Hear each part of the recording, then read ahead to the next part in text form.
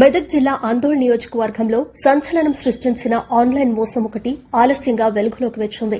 టేక్మాల్ మండల కేంద్రంలో social media వేదికగా యువతులను బురిడీ కొట్టించిన ఓ కేటుగాడి ఉదంతాన్ని పోలీసులు పట్టబయలు చేశారు. మండలంలోని ఎల్లంపల్లి గ్రామానికి చెందిన దుర్గేష్ అనే యువకుడు విలాసవంతమైన జీవితానికి సామాజిక జల్సాలకు అలవాటు పడ్డాడు. ఈ క్రమంలోనే సోషల్ మీడియా ద్వారా పరిచయమైన ఇద్దరు యువతులను టార్గెట్ చేశాడు. నకిలీ మాటలతో రకరకాల అబద్దాలు చెబుతూ సదరు యువతుల నుంచి విడతల వారీగా సుమారు 12 లక్షల రూపాయలను కాజేసినట్లు పోలీసులు గుర్తించారు. బాధితుల ఫిర్యాదుతో రంగంలోకి దిగిన టేక్మాల్ సీఐ రేణుకారెడ్డి కేసును ముమ్మరంగా దర్యాప్తు చేశారు. టెక్నాలజీ ఆధారంగా నిందితుడి మోసాలను నిరూపించి అతడిని అరెస్టు చేసినట్లు సీఐ వెల్లడించారు. నిందితుడిని ఈ రోజు కోర్టులో హాజరుపరిచి రిమాండ్కు తరలించినట్లు పోలీసులు స్పష్టం చేశారు. సోషల్ మీడియాలో గుర్తు తెలియని వ్యక్తులతో పరిచయాల పట్ల జాగ్రత్తగా ఉండాలని ఈ సందర్భంగా సీఐ రేణుకారెడ్డి ప్రజలను హెచ్చరించారు.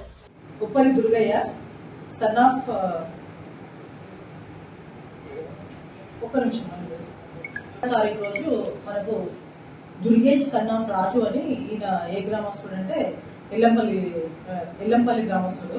ఇంటర్ వరకు చదివిండు, తర్వాత హోటల్ మేనేజ్మెంట్ కూడా చేసిండు. కొద్దిగా టెక్నికల్ నాలెడ్జ్ కూడా ఉంది. ఈయనకు 2022లో కూడా ఒక కేసు, చీటింగ్ కేసు కూడా ఉంది. అప్పుడు ఏం చేశాడంటే, నేను గవర్నమెంట్ జాబ్ ఇప్పిస్తాను, కొద్ది డబ్బులు ఇవ్వండి అని చెప్తే వాళ్ళు కూడా గవర్నమెంట్ జాబ్ ఇప్పిస్తారని తెలియ కొన్ని డబ్బులు కూడా ఇచ్చిండు. అప్పుడు ఒక కేసు అయితే అది ట్రయల్లో ఉంది, కోర్టు పరిధిలో ఉంది.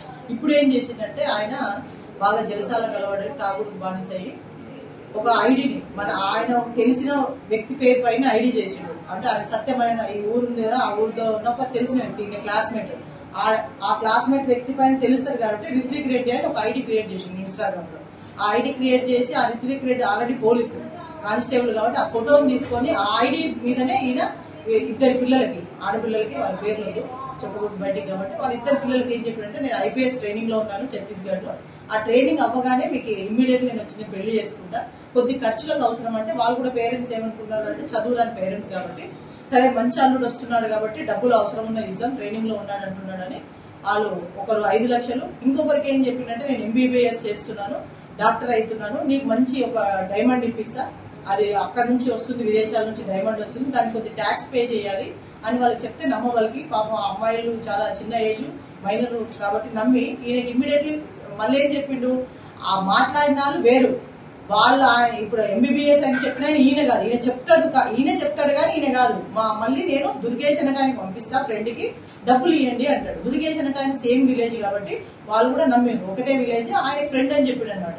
ఈయనే మాట్లాడతారు ఎంబీబీఎస్ అని, మాట్లాడేమంటే నా ఫ్రెండ్ దుర్గేష్ వస్తాడు అని చెప్తాడు. కాబట్టి ఆ ఊర్లో కూడా గ్రామంలో తెలిసిన వ్యక్తి కాబట్టి ఒక 5 లక్షలు, ఒక 7 లక్షలు ఇవ్వడం జరిగింది.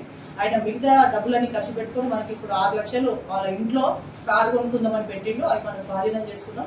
బాధితులకు వెంటనే అవి కోర్టు ద్వారా ఇప్పించడం జరుగుతుంది. ప్రజలకు ముఖ్యంగా తెలియజేయడం ఏంటంటే, చదువుకున్న వాళ్ళు కానీ చదువు రాని వాళ్ళు కానీ మనకు తెలియని అన్నోన్ ఐడి వచ్చినా, అన్నోన్ పర్సన్ వచ్చినా ఎట్టి పరిస్థితుల్లో ఫోన్ లో యాక్సెప్ట్ చేయకూడదు.